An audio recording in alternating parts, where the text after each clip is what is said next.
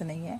बघा आता आपण कढी करण्यासाठी त्यामध्ये 1.5 चमचा तेल ॲड केलेलं आहे, जिरं मोहरी टाकलेलं आहे, अर्धा चमचा हळद ॲड केलेला आहे।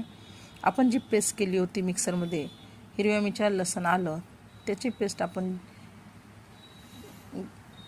गंजामध्ये ॲड केलेली आहे, तेलामध्ये आपण त्याला ॲड केलेलं आहे। आता आपण जो कढीपत्ता घेतलेला आहे तो सुद्धा आपण त्यामध्ये ॲड करूया। ताकसुद्धा आता त्यामध्ये टाकूया।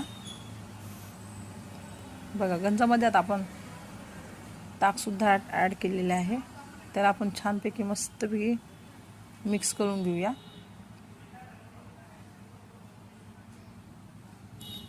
टेस्टनुसार यामध्ये आता आपण मीठ ॲड करूया। मीठ ॲड केलं 1 ते 1.5 चमचा मी मीठ ॲड केलेलं आहे। आता आपल्याला बेसन जे कढीसाठी जे बेसन लागणार आहे ते आपण मिक्सरमध्ये घेऊया व थोडंसं पाणी ॲड करून मिक्सरमधून